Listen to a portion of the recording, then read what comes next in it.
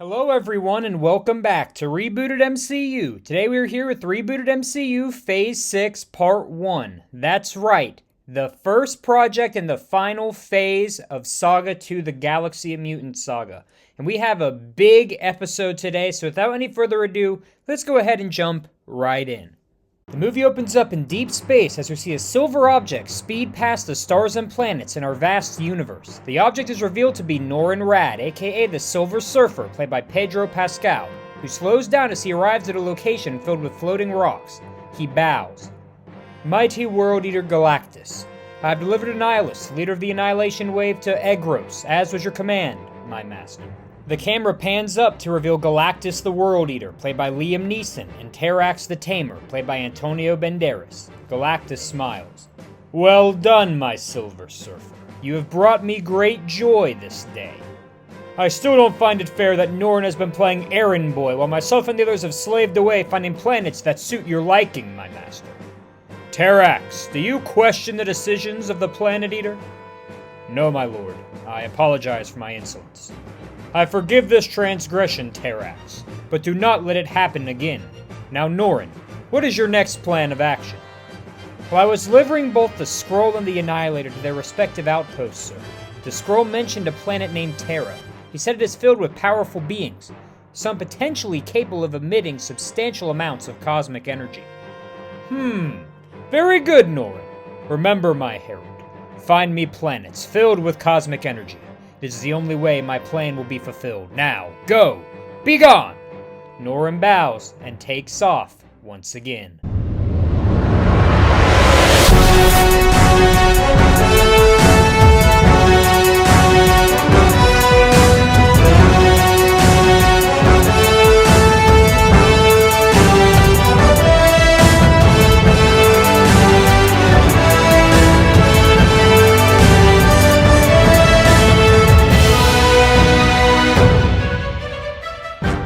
We cut inside the Baxter building on Earth as we see Sue Storm, played by Amanda Peet, lying in bed. She wakes up slowly and notices that she is sleeping in the bed alone. She sits up quickly and shouts, Reed, where are you? We then hear Reed Richards, played by Keanu Reeves, who shouts back, Sorry, honey. You know how these things go. Work came calling early this morning. Sue sighs and lays back down as Daydream Believer by Anne Murray begins to play. Cut to a few minutes later as Sue walks downstairs as we see Johnny Storm, played by Andrew Garfield, and Crystal, played by Millie Bobby Brown, standing in the kitchen. Johnny, Crystal, how are you two doing this morning? Sorry, Sue, we just got a call from Peter. Remember that old kooky guy who called himself Paste Pop Pete? Well, Peter located him, and I'm going to show Crystal. She doesn't believe this guy is real. I'll see you later, sis. Yeah, see you, Sue. We watch as Johnny and Crystal rush out the door as Sue sighs. Suddenly, the room begins shaking as we see Ben Grimm, aka The Thing, voiced by Jason Sudeikis, rush downstairs. Sue smiles. Ben, you seem to be in a lively mood this morning. Anything exciting going on today? You and Alicia got big plans? Sorry, Susie. No time to stop and chat. Those punks in the Yancey Street gang sent me a note saying they want to scrap this morning. I got no time to waste. It's clobbering time. Ben rushes out as Sue walks over to make herself some coffee as we see Alicia Masters, played by Naomi Harris, walk into the living area. She says, Sue, is that you? Oh, Alicia. Yeah, it is. Would you like some coffee? Cut to a few minutes later as we see Alicia and Sue sitting down together at the kitchen table. Sue, is everything okay? You don't seem to be your normal self today. Yeah, I've been feeling really empty recently. I can't really explain it, but I just feel useless. Sue, don't say things about yourself like that. Why would you feel this way? Well, Reed has his science, Johnny now has Crystal, Ben has you and his ongoing escapades, like with the Yancey Street gang, and well, I feel like I don't have anything to call my own. Nothing outside of these guys that brings me meaning. Sue, don't say things like that about yourself. You are the glue that holds this team together. No, this family together. You know that. Without you, none of us would be able to function properly. Sue sighs. Yeah, I guess you're somewhat right. We're cut outside to see Reed working on a new contraption. He stops building to admire his work. Ah, perfect. My long-range interspace communication module will allow us to contact our dear friend Nebula whenever we want, and hopefully get updates about life in space. Reed goes back to work as we see a tiny sentry robot spying on Reed. The feed cuts back to Latveria inside Castle Doom as we see Victor Von Doom, aka Dr. Doom played by Cillian Murphy, watching the footage from the sentry robot as he chuckles. Reed Richards, you pathetic fool. Think you can outclass Doom by building some sort of communication module that can travel to the dark crevices of deep space? Why, I'll show you who is truly the better scientist. Doom stands and shouts, Doombots! Prepare to begin work immediately. We will construct our own communication device capable of sending messages to deep space. We will not let Reed Richards outclass Doom. We see the Doombots face Doom and say in unison, Yes, Lord Doom. We cut back inside the Baxter Building kitchen as suddenly we hear a siren begin to ring as Alicia looks around confused. Sue, what the heck is going on? What's that supposed to mean? Don't worry, Alicia. It's an emergency call from SWORD and the U.S. Army. It's probably nothing. They tend to do this all the time. Stay right here. I'm going to get Reed. Alicia sits quietly as Sue runs upstairs to get Reed. We cut to see the Silver Surfer flying around the New York skyline. He looks around at various buildings. Wow, regardless of if the scroll was correct about the amount of cosmic energy emitted by this planet, it's absolutely gorgeous. Suddenly the Surfer notices a flare exploding in the sky, leaving a giant 4 over the skyline of New York City. He pauses. Cut back inside the Baxter Building as we see Reed and Sue walking towards Reed's lab. Reed scoffs. I don't know why we ever thought flare guns would be a good method of notifying the others that we have an issue, but we really need to upgrade our technology soon. Honey, don't worry about that right now. We just need to get this call over with and move on. I'm sure it's just Nelson being trigger happy again. Watch as Reed and Sue enter the laboratory as we see a monitor with 2 faces on the screen. Abigail Brand, the director of SWORD. And United States Army General Nelson, played by Sean Kanan. Brand clears her throat. Dr. Richards, thank you for taking time to meet with us. We have an urgent situation developing. Let me guess. General Nelson once again believes that we have located a UFO entering Earth's atmosphere. You wish, Richards! Don't you get on me for trying to keep Earth safe from all the potential threats. But this time, we actually do have a UFO that has entered Earth's atmosphere. I'm sure of it. Come on now. You have to be joking. I don't have time for this. I was busy at work. As much as I agree Nelson can be a bit quick to the trigger, Dr. Richards, he's not exaggerating this time around. Here, our surveillance drones picked up this image just a few moments ago. Reed and Sue look on as a picture of the Silver Surfer appears on their screens. The two sit in shock.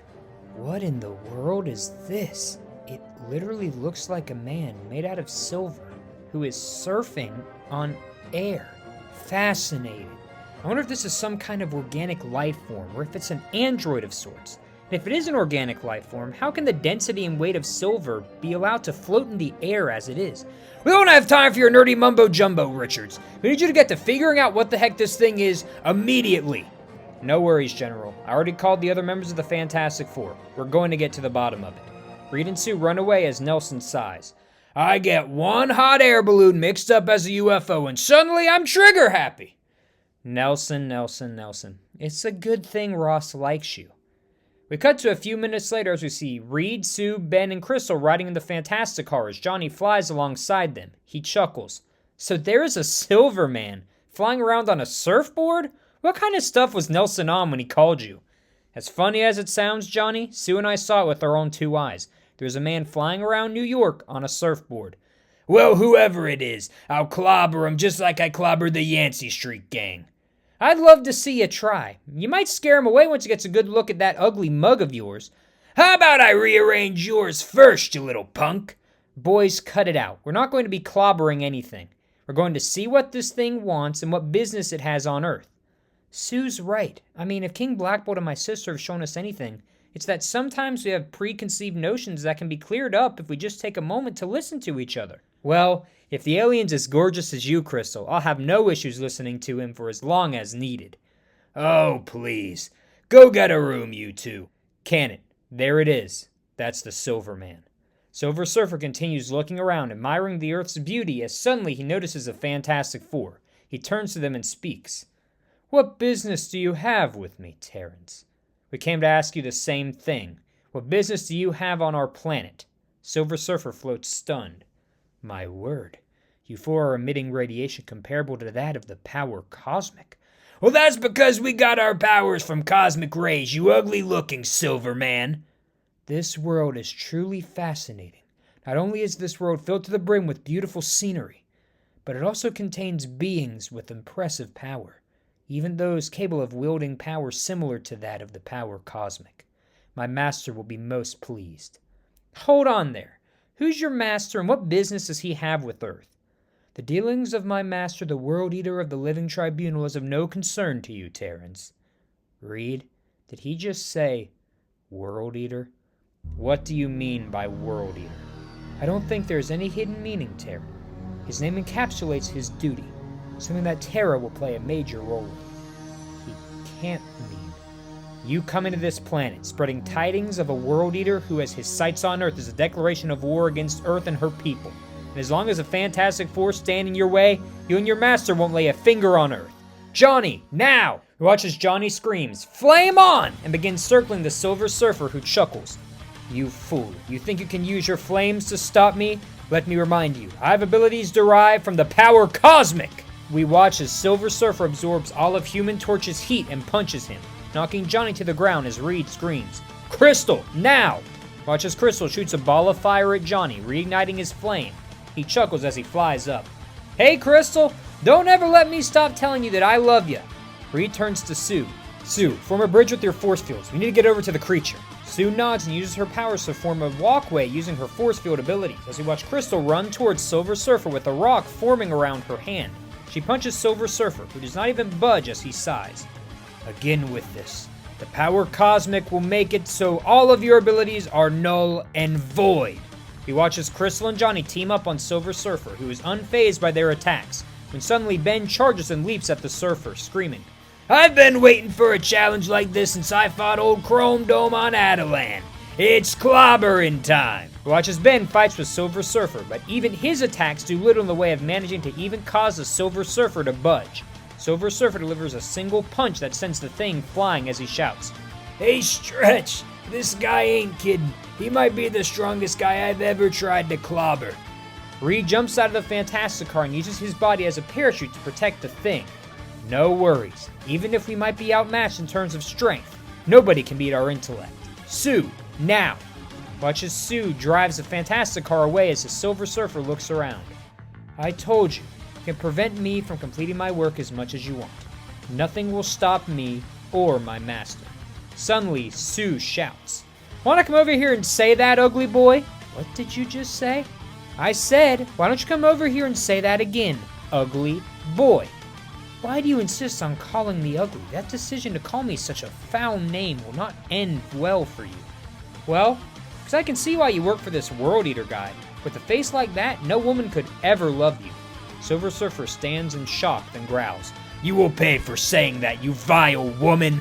Surfer charges Sue as Reed screams, "Now!" Watch as Sue erects a force field barrier directly in front of her. Surfer crashes into it, the force of the impact knocking him unconscious as the screen fades to black. Cut to a few hours later as we see Dr. Doom continuing to use his Sentry robot to spy on the Four. He leans forward. "Doombot, continue work on the communicator. Doom will continue to monitor this interesting visitor from space." Cut to the Baxter building as we watch the Silver Surfer wake up. He's trapped inside a large container. As he stands, Reed clears his throat. "Before you consider attempting to escape, I've laced the container with active vibranium, meaning that any attack you levy against the container will be thrown right back at you." Surfer slumps over as we see Sue, Johnny, Ben, Alicia, and Crystal looking at the container. Ben chuckles. "Gee, Susie, I had no idea you were capable of saying something so heartless and cruel like you did to him." "Oh, Ben, those were just words I used to get him riled up. I didn't mean any of it." "Well, it was sure awesome, Sue. Without you, we could have all been toast." Pfft, please. You should have seen Sue and I stole her lipstick when I was 10. The thing she called me. Oh, come on, Johnny. That was a long time ago. And besides, it didn't have a filter back then. I've gotten better with age. So this thing is really a man made entirely out of silver? It sounds too good to be true. "Oh, please. If you saw me, you would be saying the same thing. But he and I are both as real as can be, regardless of how far-fetched it sounds." What I can't get past is that this thing kept talking about the cosmic energy or something along those lines. I was stuck on that same thing, my love, which is why I've been running some tests while we've been waiting. Look at this. Watch as Reed walks over to the group and shows them some data on a computer screen. This energy is what he must have been referring to as the power cosmic. It is simply unbelievable. I find it almost impossible to even conceive. What exactly do you mean, Reed? This power is just that, powerful. I mean, the tests I've run on it seem to indicate that there is no end to how much energy it can exude, but also its capabilities. It appears that it can give its wielder almost an endless amount of power. Well, does it have any similarities to the cosmic rays that we got hit with? I was wondering that as well, Johnny, and from what I gathered, they are similar, but the rays that hit us were much weaker. Now, I'm sure that there is a way to create the power cosmic from the cosmic rays, but I need to study it a bit more. As much as we all know I love hearing your scientific mumbo-jumbo, Stretch, there is something else we need to worry about. Who or what is this world eater this creep was working for? As Reed turns to the Silver Surfer, suddenly a portal opens up on the far side of the room as papers go flying around the room. Sue screams, "Reed, what the heck is this?" No idea, but be ready. This might be related to the Surfer. We watch as suddenly the portal closes, as you see 4 figures standing where the portal was moments ago. We watch as one of the figures bursts into the lighted portion of the laboratory. He's wearing a suit with a similar looking emblem, donning the number 4 as he screams, "Which universe did we end up in? Galactus hasn't arrived yet, has he?" The figure looks up and notices the group staring at him. He chuckles in excitement. "Oh, thank heavens! Looks like I found a universe where the Fantastic Four are still here." Reed pauses. "Wait.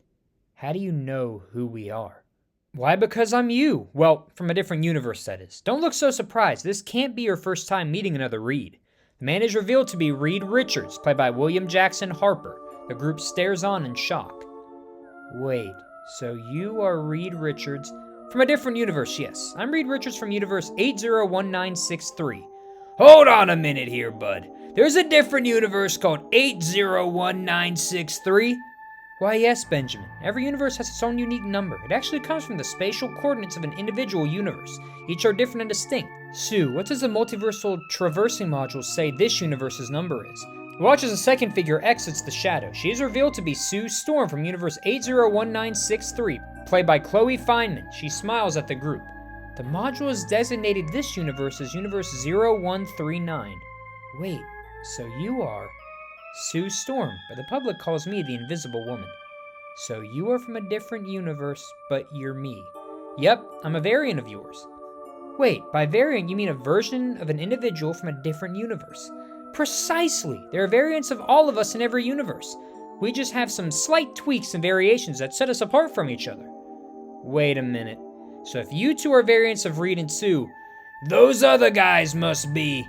Watch as the other 2 figures walk out from the shadows and are revealed to be Universe 801963 Johnny Storm, played by Austin Butler, and Universe 801963 Ben Grimm, voiced by Andy Samberg. Johnny smiles. "You got that right. I'm the flathead whose butt just got saved." "Oh my, who is this lovely rose right here?" Watch as Johnny walks up to Crystal and grabs her hand. Kissing her, Johnny yells, "Get your hands off my woman, wannabe!" Dear Lord, look at old Johnny getting us in trouble once again. Some things never change. Yeah, I ain't liking this, Stretch. Ain't no way all this is coincidental. Yeah, I have so many theories outside of trying to wrap my head around the fact that the multiversal theory is real, but how exactly did you end up here? Well, there are 2 ways to travel throughout the multiverse. You can either go through the microverse, which requires a ton of configuration and preparation, or through pocket dimensions. The head of the Council of Reeds invented this device that Sue's holding as we speak. It is called the Multiversal Traversing Module. And well, we had to escape our universe in a pinch, so we ended up here in our haste. So you're telling me that not only did a silver dude fly into New York today, but now there are multiple versions of us from different universes, and there's a device that lets people travel to different universes? The Yancey Street gang must have drugged me or something. Wait, you got issues with the Yancey Street gang here too? A bunch of punks. Finally, someone who sees what I'm talking about. Enough, Ben. Back up. What do you mean by the Council of Reeds?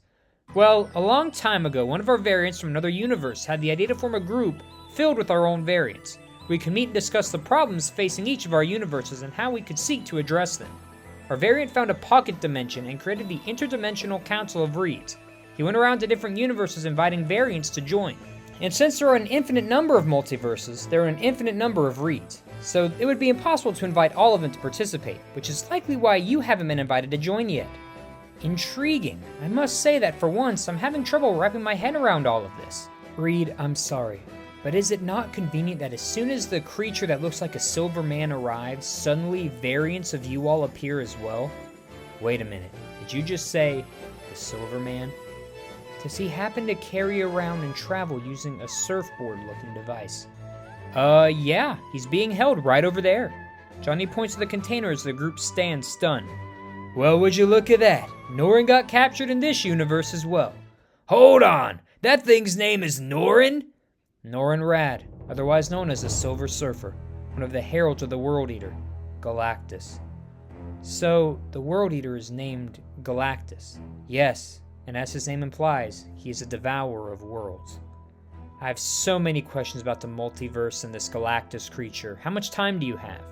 Perhaps it would be easier if I just take you to meet the head of the Council of Reeds. He's great at explaining this kind of stuff, much better than I could ever seek to do so. And I also need to ask him about some advice for what me and my team should do next. Plus, the rest of the team could bond while we're away. Well, I hate to leave everyone here, but we need to get to the bottom of this. So sure, I'll gladly come visit this Council of Reeds. Hold on. I'm not letting you go without me, Reed. Sue, are you sure? Yep. I'm tired of always feeling like I'm stuck on the sidelines while you, Ben, and Johnny always have fun adventures and things to do.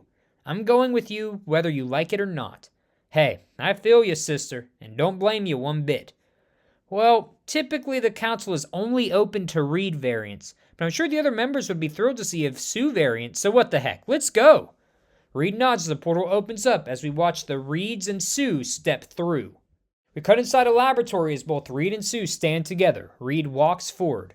Welcome to the Interdimensional Council of Reeds. We cut around the laboratory as we see many variants of Reed running tests, chatting, and walking to various parts of the lab. Suddenly we watch as an ape wearing a Fantastic Four uniform walks past the group as Sue gasps. Why is there an ape in the lab? Oh, come now, Sue. That's Ape Richards from Universe 8101. He is just as much of a Reed as myself or your husband. But he's an animal. How is that possible? As I said, there are tons of alternate universes. In his universe, the Homo sapien did not evolve, and instead animals rule the world. Fascinating. Come on now, let me show you to the office of the head Reed.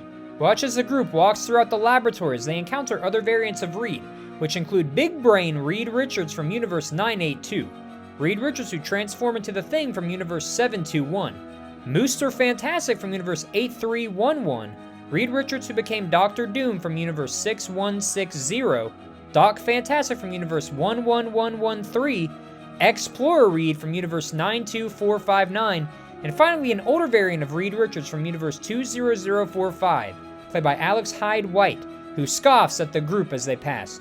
Reeds these days with their high-tech suits and fancy gizmos. Back in my day, we just stuck with the unstable molecules. Sue smiles awkwardly as we see the group standing in front of a massive door as Reed smiles. Okay, friends, right through this door. Watch as Reed opens the door and shouts, Hey there, Reed! I brought some friends to meet ya! Watch as a figure on the other side of the room stops what he's doing, turns around and reveals himself to be Reed Richards of Universe 10005, played by Eoin Gruffield, who smiles. Well now, welcome in, my friends. I don't think we've met. Watch as the Reeds shake each other's hands as Reed from Universe 801963 explains the situation to the group.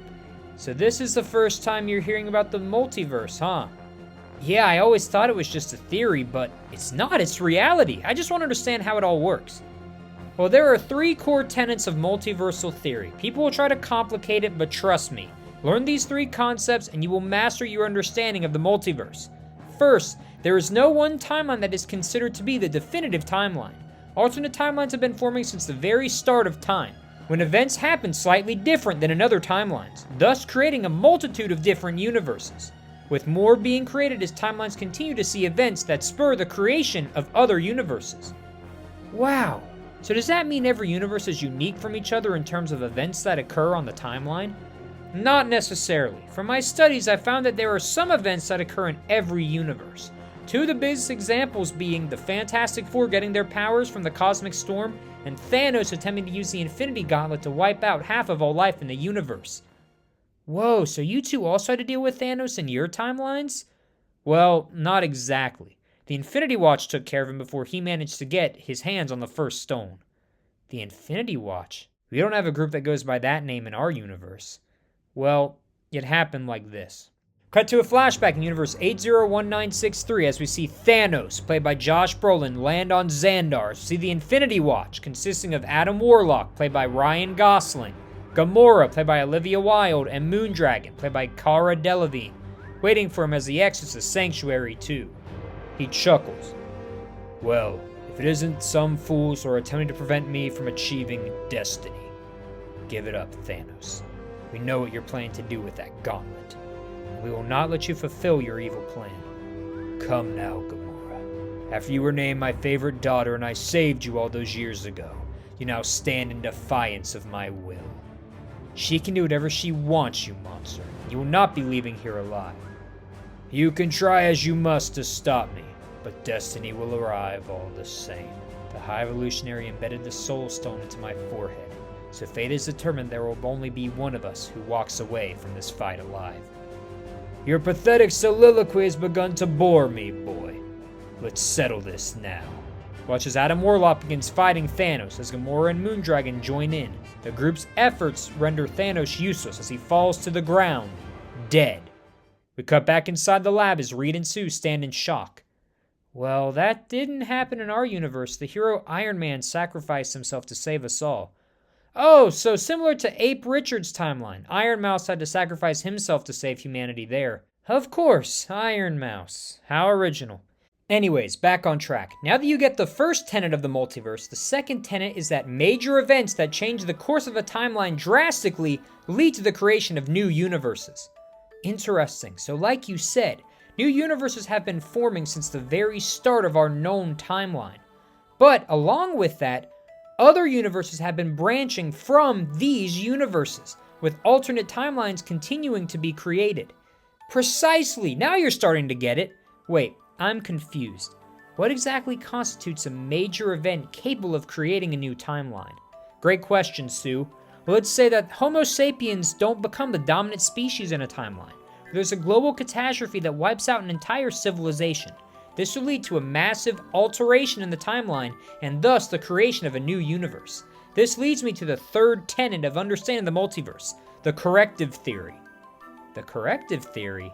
Yes, the corrective theory states that minor decisions and minor changes that do not yield a significant change to a timeline will course correct, thus preventing a change in the timeline and a new universe from forming. How exactly does that work? I'll put it simply. Let's say that I have a choice between choosing an apple for breakfast or bacon. While choosing one over the other would certainly create alternate outcomes, the corrective theory states that as long as me choosing one over the other does not create a massive event capable of changing the timeline will course correct and prevent a new universe from forming. So in the alternative, if I chose to eat the bacon, and doing so somehow caused a massive population to die in some accident, then a new universe would form based on the change in the timeline. Wow, this is incredible. I have so many more questions. As much as I'd love to hear you keep talking about this, don't forget, dear, we need to ask him about the Silver Surfer. Norrin Rad has visited you. That must mean your world is about to be visited by the Planet Eater Galactus. Wait, so you've dealt with him before? Yes, I forgot to mention. The World Eater coming to Earth is another event that is shared across all timelines. It's actually what I wanted to discuss with you as well. Well, how about you three just accompany me back to my universe? I have some stuff in my lab I'd love to show you, and it will help me explain things much simpler. You would really bring us back to your universe? Why not? Plus, I'm sure Sue would love to meet another one of her variants. Well, why not, Reed? The faster we can get to the bottom of why the Silver Surfer visited us, the better. Well, sounds like we're all in agreement. Splendid. Follow me. Watch as Reed hits a button as a portal opens. As the four enter Universe 10005. Cut back to Universe 0139 as we see Sue, the Johnnies, the Things, Crystal, and Alicia standing around the Silver Surfer. As Johnny from Universe 801963 laughs. You know, Norrin, you look really puny in that container. While you sit there and mock me, you haven't even the slightest idea what I've endured, what I've had to sacrifice. Can it? I don't want to hear a sob story about you. We beat you fair and square, and whoever this World Eater guy is, we're gonna beat him up too. That is where you're wrong. There's nothing you can do to stop Lord Galactus. Yeah, we've heard this speech before, pal. But as you saw with your own eyes, when the Fantastic Four are on the case, there is nobody who can stop us. You don't understand. Lord Galactus is a member of the Living Tribunal. His will is unmatched, like his power. There is no amount of strength, brawn, or intelligence that could attempt to slow him down, especially with this plan of action. Keep telling yourself that, pal. My pal Reed is the smartest man this universe has ever seen, and you throw whatever you want his way, he'll find a way to beat it.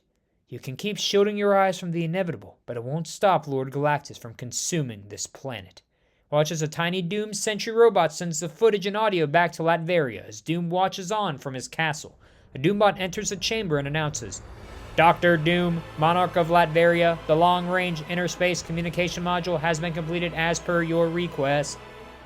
Very good. Now I think we shall put it to the test.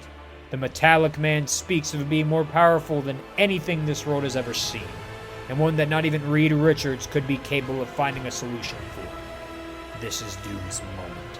I will prove once and for all that Doom is superior to Reed. I will send a message to the deepest reaches of space, a message that will draw this being here, and when he arrives, I, Victor Von Doom, will stop and prove once and for all that I am superior to Reed Richards. Now, Doombot number 481965. Prepare the device for usage. We'll be sending a message to this Galactus creature as soon as possible. We cut back to Universe 10005 as we watch the Four step inside the laboratory of Dr. Reed Richards as Sue chuckles. Wow, this looks completely different from your lab, Reed. Well, that's because this Reed no longer just operates his lab. He operates a much larger project. Spot on, my friend. I'll explain it all here in a moment. Sue, Ben, come in. I brought some friends for you to meet.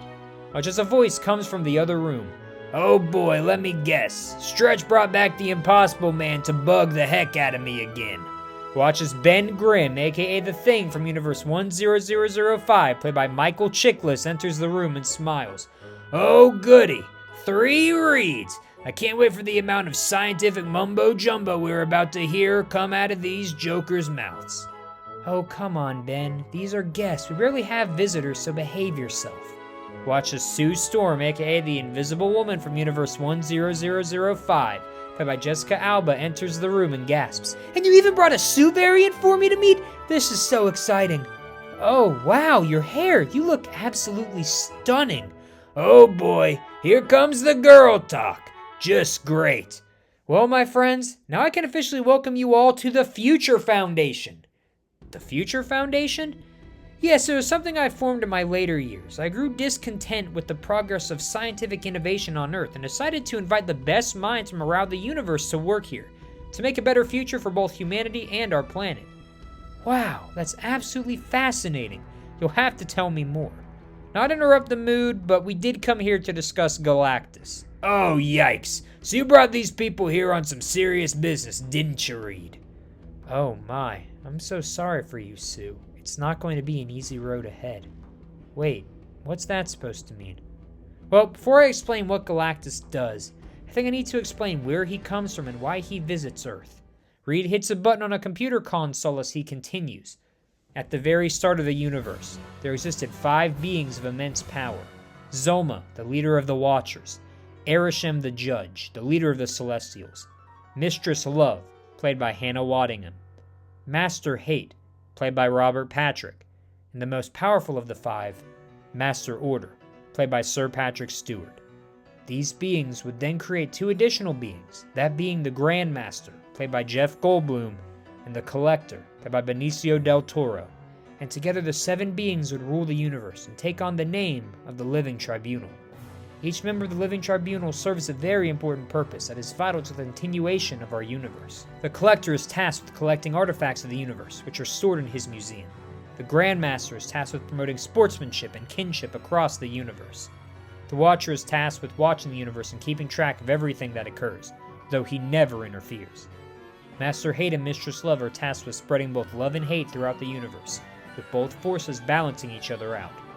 Master Order is tasked with ensuring that the universe is healthy and able to continue the cycle of creation and destruction. Arishem the Judge had a vital role to play, that being the task of judging if a planet was worthy of staying in the universe. Every planet gives off cosmic energy. Large amounts of cosmic energy would cause the universe to overheat, killing all life and causing the Living Tribunal to become obsolete. Arishem did not see eye to eye with the remaining members of the Living Tribunal, and often thought that they took him and his role for granted. Because of this, he decided to declare war against the Living Tribunal, seeking to overthrow the other 6 members and have the Celestials take control. Unfortunately for him, not even the combined efforts of all living Celestials were even enough to injure the members of the Living Tribunal. All the Celestials were wiped out in the conflict, which has been named the Celestial Living Tribunal War. In the aftermath of the war, the Living Tribunal determined that they still required an individual to judge the various planets in the universe, to determine if they were worthy to remain. Lucky for them, they located a young Celestial, the only survivor of the entire Celestial species, who went by the name Gallon of Ta. Gallon was invited to join the Living Tribunal, but was given an impediment. If he would continue to judge planets, he'd be placed in a state of constant hunger, with the only way to alleviate this hunger being to consume planets that emitted massive amounts of cosmic energy. This would force Gallon to fulfill his purpose on the Living Tribunal, but also prevent him from having enough power to attack the Living Tribunal, like Arishem before him. The young Gallon of Ta would grow up to be Galactus, the World Eater.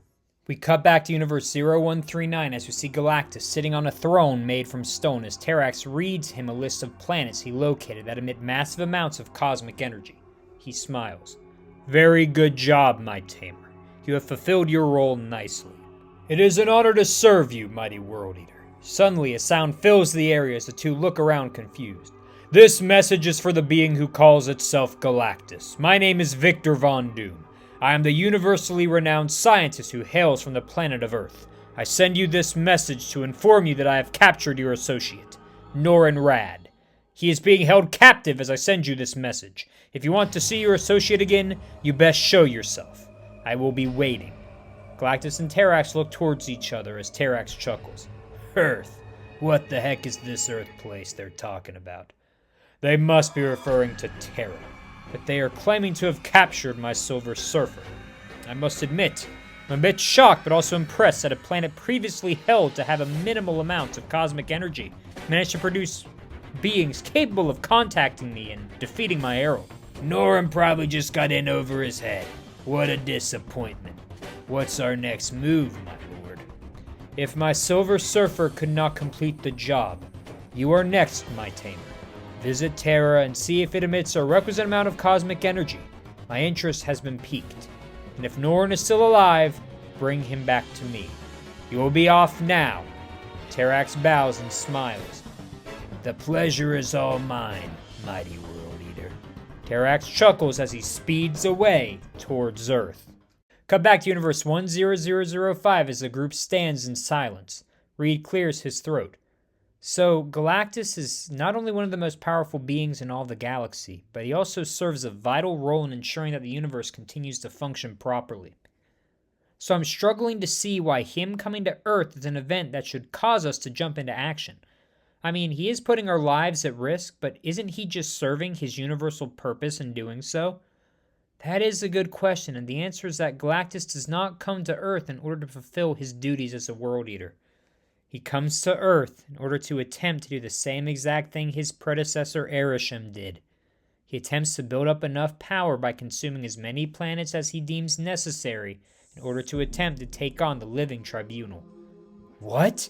You can't be serious. Yes, it's quite ironic how history repeats itself. Galactus will abandon his duties as a World Eater for the betterment of the universe and instead seeks to overthrow the Living Tribunal. A feat that he will never accomplish, which is why it is up to us to protect the universe by preventing Galactus from eating Earth and starting his attempted conquest to overthrow the Living Tribunal. Because if Galactus is not stopped, the entire universe will likely be destroyed. Reed from Universe 801963 gulps as Sue speaks up. So, wait, how exactly are we supposed to defeat Galactus if he's that powerful? With this. Watch as Reed walks up to his toolbox and takes out a contraption. This is called the Ultimate Nullifier, a device of my own creation. It is capable of obliterating an entire planet, but more importantly, It is powerful enough to scare Galactus back into submission, and will cause him to abandon his attempt to overthrow the Living Tribunal. I created it myself after the Silver Surfer and Galactus visited us for the first time. Yeah, that was a crazy time. He sent a smokescreen.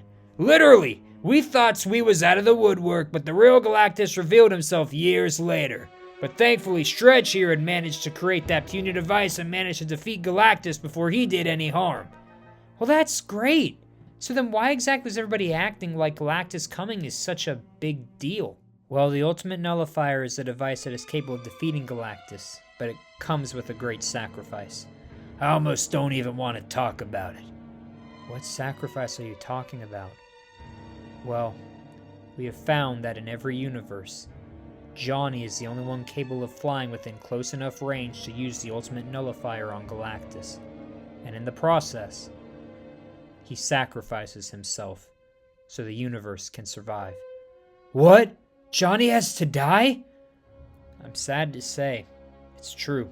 His powers are the only one who could allow him to step in and be the hero to save us all. I still miss the hothead to this day. Even all the times he called me ugly and joked about my appearance. He was a good kid, a good friend. Johnny's sacrifice is actually partially what led me to forming the Future Foundation. Despite him not being present here with us anymore, he's left a lasting impact on us. He even chose his replacement on the Fantastic Four. His replacement? Suddenly we hear a webbing sound from across the room as a figure wearing a white costume lands in front of the group. As his mask is removed, he's revealed to be Peter Parker, aka Spider-Man, played by Tobey Maguire, who smiles awkwardly. I'm sorry for interrupting the party, Reed, but oh, wow.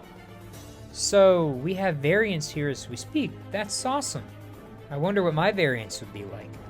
Wait, so Spider-Man joined the Fantastic Four after Johnny's sacrifice?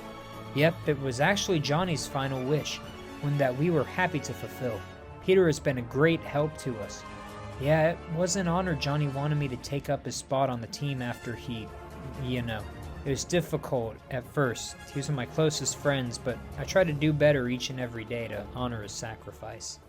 How can you all sit here and say such things about your own friend, your teammate, your family, my brother dying like that? Sue, calm down. What has you so worked up? Reed, are you dense? These people are sitting here telling me that my brother's going to die, and you're okay with it? No, there has to be another way. There has to be a way he can live. No, there isn't, Sue. And what makes you say that? Because that is how we ended up in your universe. We jumped at the last minute. We couldn't let Johnny die. And as a result, Galactus consumed our Earth. You didn't. Yes, that's what I came to talk with you about. I couldn't do it. I couldn't let him die. How much pain Sue would have been in, it was impossible.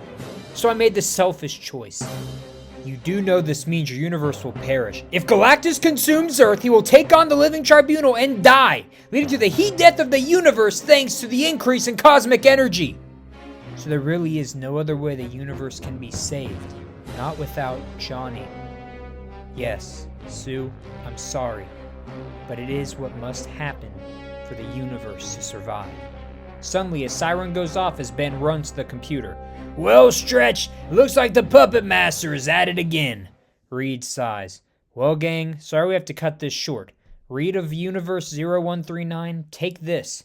Watch as Reed hands him a multiversal traversing module.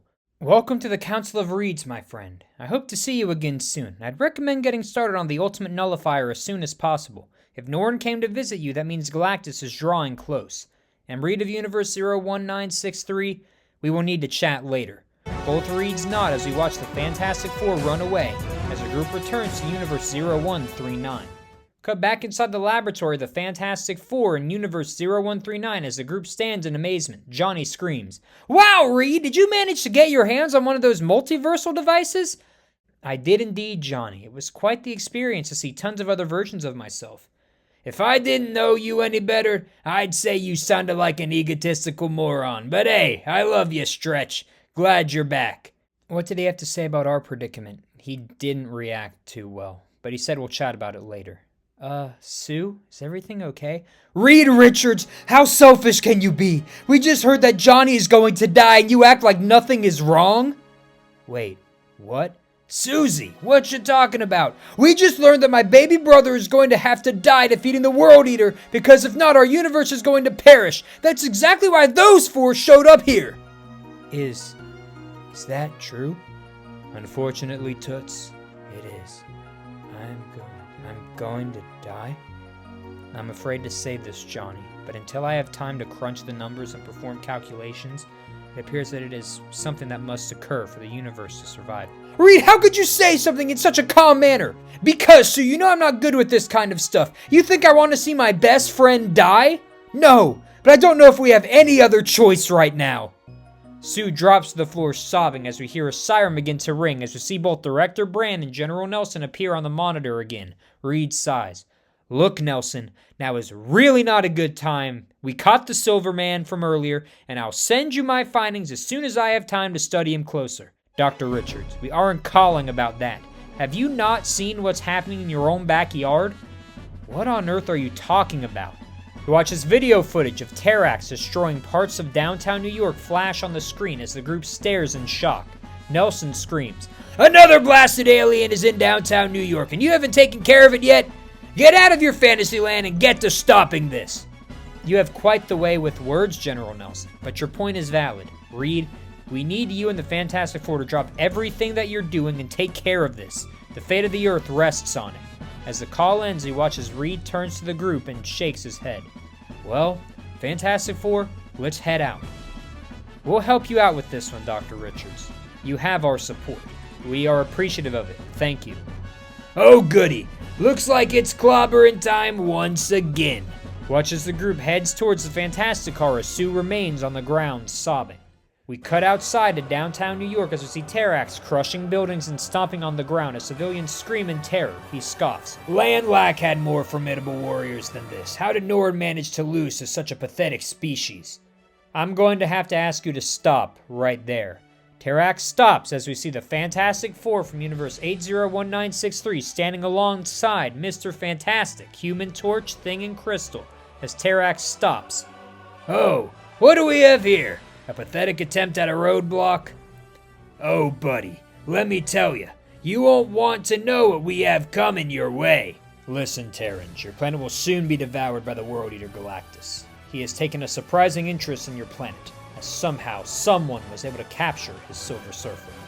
Oh, our old buddy Norin? Yeah, that was us. Is this some kind of joke? Don't humor me, boy. I'm here for business, not attempts to laugh at your jokes. It's no joke. We locked him up. He was no match for the might of the Fantastic Four. Well then, looks like you are the pests I'm looking for. Terax charges as Reed shouts, "Okay, team, move out!" Watch as the group begins fighting against Terax, with their attacks doing little in the way of slowing him down. The power cosmic increasing Terax's strength to near invincible levels of power. Cut back inside the laboratory of the Fantastic Four as we see Sue continuing to weep on the ground. Silver Surfer sits up from inside his capsule and whispers, "You have been weeping for a while now. What is causing you such pain?" "What do you care? You're the reason my brother's going to have to die." I understand dealing with the reality of Lord Galactus is difficult, as his mission and purpose for existing is one which brings about devastation. But it is a vital function that must be carried out to ensure the future of all planets in our universe. That's what you don't understand. It isn't about protecting our universe. It's for his own selfish gain. Where do you come up with such wild accusations? You work for him. You know he's going to devour these planets in order to attempt to overthrow the Living Tribunal, something you and I both know he can't accomplish. I might not agree with my master's ambition, but I sacrifice a lot to join him on his quest, and I save the ones I love. It's not easy for me to watch what Galactus does at times, but I know that because of my sacrifice, the ones that I love are safe, and they can enjoy life. Your loved ones spared? Seriously, do you not understand that if Galactus attempts to fight, he dies and your sacrifice means absolutely nothing? Everything and everyone will die in a ball of fire as our entire universe ends! Silver Surfer sits in shock as Sue pants. But you know what? I'm the person who keeps the people I love going. And they're out there fighting a monster, and they probably need my help. So I'm going to get up and go help them. Because unlike your master, I understand the value of life. And what my purpose is. As Sue runs away, Silver Surfer pants. She reminds me of her. We see a flashback to Norrin Rad on his home of Zen Law with his love, Shala Ball, played by Penelope Cruz, as the two watch Galactus approaching Zen Law. He watches Norrin screams, "Mighty World Eater, please spare my planet. We are a civilization filled with life, with care, with love. Please let us live. I am not one to accommodate requests, but I am in need of a new herald to do my bidding, and you, Norrin Rad of planet Zen Law, are a worthy candidate. If you join me, leave your home and follow me, I will spare your planet." Norrin, you can't leave me. You can't give up on our love. It's the most important thing we have. You're precious to me. There would be no point in living if I knew you were not around. I might be departing you, my love, but trust me, there's nothing in this world I will ever love more than you. Mighty World Eater Galactus, I accept your offer. Make me your herald so I can do your bidding. Cut back to present day inside the laboratory as Silver Surfer sheds a tear as he says to himself, "There would be no point in living if I knew you were not around." Surfer looks on the laboratory screen as he sees Terrax fighting the Fantastic Four. I have to escape. Free Terrax from Galactus' control and buy these Terrans enough time to figure out how to stop Lord Galactus. It's the only way she will live. We watch as Silver Surfer hops on his board and rams into the wall of the container, the vibranium lacing dealing massive damage to his body as he winces. I will not stop. I will not give up. I do this for Shal Ball. I do this for life! Silver Surfer continues to repeatedly crash through the lining of the container. As we cut outside, we see that the forces of the Fantastic Four have been completely wiped out, with Mr. Fantastic standing as a sole member still on his feet. He's bruised and bloodied as Terrax laughs. You do realize you've not even managed to do so much as bruise me, Terrans. How did you manage to defeat Norrin? Because, as long as I'm still standing, the Fantastic Four still have the ability to fight. Nothing can stop us. Still standing, huh? Well, let's see if I can change that. As Terrax begins approaching Reed, we watch as he is hit with a giant blast of energy as a voice echoes from the dust. You will not be the one to knock down Dr. Richards on this day. That honor will be left for Doom. We watch as Dr. Doom lands in front of Reed as Reed shakes his head. Victor, what are you doing here? I'm here to show you that even with all of your impressive abilities and skill, Doom is capable of winning the battles. You can't, Victor. You didn't find a way to attract this creature to Earth, did you? Doom's motivations are of no concern to you, Richards. All I am here to do is to stop this monster and to show the world that Doom is the smartest and most powerful man alive. You egotistical fool. You might have just single-handedly doomed the Earth. Terrax emerges from the dust and chuckles. Well, I spoke too soon. You managed to land a single hit on me, but not anymore. He watches Doom leaps at Terrax, but the overwhelming power of Terrax proves to be too much for even the might of Dr. Doom to handle as he comes crashing down next to Reed. He coughs. What is this blasted thing made of? Some energy more powerful than the cosmic rays we were bombarded with, an energy source with seemingly no end. So you are telling Doom there is no way to defeat him? Not if we fight alone. Victor, we need to work together. Doom does not work with second-rate scientists, unfortunately for you, Dr. Richards. Victor, stop this petty competition for a minute and use your head. I know that you know if we don't work together, this planet is toast. Fine. Doom will make an exception this one time. Right then, let's move. Watch as Reed and Doom work together to fight Terrax, where they manage to land a few nice hits on the monster. Even their combined power does little in the way of slowing Terrax down. He lands a massive blow on them, knocking them out as he raises his axe. Well, fellas, it's been fun, but it looks like it's over. As Terrax swings his axe, we watch as a force field forms in front of Reed and Doom, stopping the axe as Sue screams, You are not going to hurt my family! Not on my watch!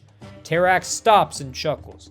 Really? You of all people are going to speak such bold words and stand in my way? Yep, I'm going to be the one that keeps my family together. And if you mess with them, you mess with me. Oh, gladly. Let's see what you got. Oh, don't worry. I have some surprises up my sleeve. Watch as Sue turns invisible and launches force field discs at Terrax, powerful enough to cut his armor as he screams in pain. We watch as Sue and Terrax begin trading blows, Sue's anger increasing her power to levels never before seen. But despite this increase in power, even at her peak strength, she is unable to match the power cosmic. Sue falls as Terrax pants. Well, doll, I'll give it to you. You managed to slow me down, but your effort ends here. As Terrax picks up his axe, we hear a crashing sound as suddenly Silver Surfer flies into Terrax, pushing him away. We see Silver Surfer is bruised, as breaking out of the container left him on the verge of death. Terrax stands and snarls. Norrin, what do you think you're doing?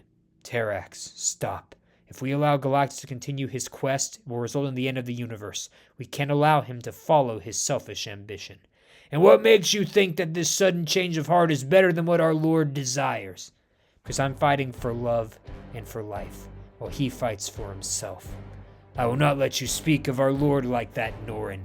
I was never a fan of yours, and it will be an honor to take you out. I will not allow that to happen. We watch as Silver Surfer and Terrax engage in battle, two being evenly matched as they are both worn down from their respective plights. Terrax gets worn down as they both stand panting. He laughs. Even with this, you still can't kill me. You can't do it alone. Silver Surfer coughs. Then I won't. Watch as Silver Surfer takes off at Terrax. As Terrax backs away, watch as suddenly a force field forms behind him, preventing him from escaping, as we see Sue using the little bit of remaining energy to hold Terrax in place.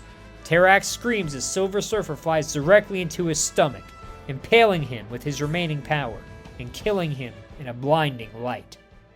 As the light fades away, we see Silver Surfer floating in front of Sue. She looks up as he pants. Never give up on love. If those you love aren't around, there is no point in living. So live, and work hard. I will try to buy you as much time as I can. My master needs to be stopped. If there is any group who can do it, it is you and your family. Sue smiles as we watch Silver Surfer speed away. We cut to deep space as we watch Silver Surfer arrive back at Galactus, who scoffs. My Silver Surfer, you appear to be on the brink of death. What happened? Terra is no joke, my lord. People there managed to kill Terrax. I managed to escape right before they turned their sights on me. I doubt that Terra is a planet that you should set your sights on. Their species is dangerous. Beings capable of defeating my tamer and almost defeating my surfer. I will visit this planet first. Then I will build up enough energy to tackle the living tribunal. With all of the respect I can muster, my lord, at our current strength, we might not stand a chance against the Terrans. We should continue building up our strength and our forces. Then Terra will bow to you and be a worthy planet for you to visit in pursuit of taking on the living tribunal. I do not like this proposition, but I do respect that they somehow managed to best my tamer and almost kill my surfer. I will wait for Terra to make 3 more rotations around their sun. That should give me plenty of time to continue building up my forces and my strength. Thank you for your service to me, my Silver Surfer.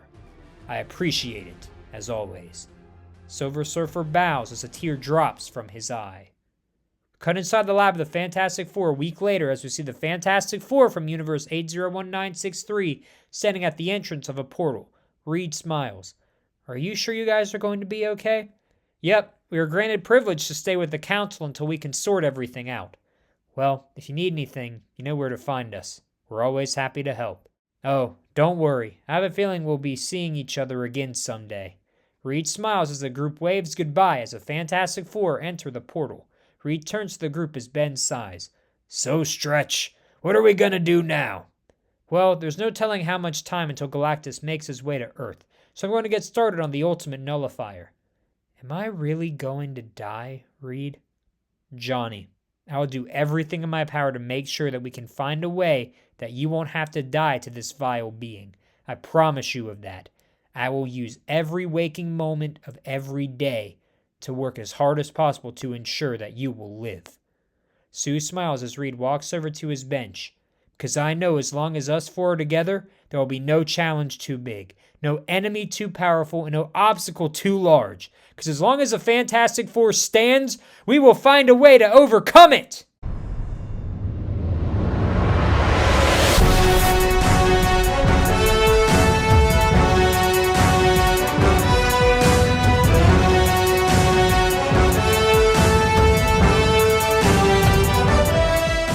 In the first post-credit scene, we cut to the top of a large building overlooking New York as we see Johnny Storm sitting on the edge of the roof.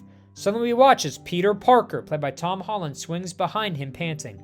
"So sorry I'm late, man. Jameson was working me overtime to get the coverage done on that giant alien you guys fought." "Hey, no worries, pal, I get it. You so doing good?" "Yeah, Ned and I hung out yesterday and I did some training with my 2 other pals as well. How about you?" "Well, I've been better. A lot on my mind recently." "What's up?" "Well, there's this extremely powerful being coming to Earth. I've learned that the only way to stop him might involve me sacrificing myself. I don't know if it will happen or when, but in case it does, I want to spend as much time with you and Crystal as I can, Peter. Thanks for being my best friend." Johnny hugs Peter as Peter looks down in shock. We cut to a back alley in New York as we see a limousine pull up as a man gets out. He shouts, "When I tell you to get me here in a hurry, I mean it. Next time I won't be so nice." As the man dusts himself off, he notices a figure standing in the shadows and smiles. "Well, look at that. Alonzo Lincoln in the flesh." "I told you, Cicero. You can call me Tombstone from now on." The man exits the shadows and is revealed to be Alonzo Lincoln, aka Tombstone, played by Marvin Jones III. "Whatever, Tombstone. First Hammy, now you. All these silly nicknames." The man is revealed to be Caesar Cicero, aka Big C, played by John Turturro, who watches as Tombstone smiles. "Well, Big C, how'd the meeting go?" "Well, it does indeed appear that Fisk is out of the picture, and his old stomping grounds is ours for the taking. And it's about time.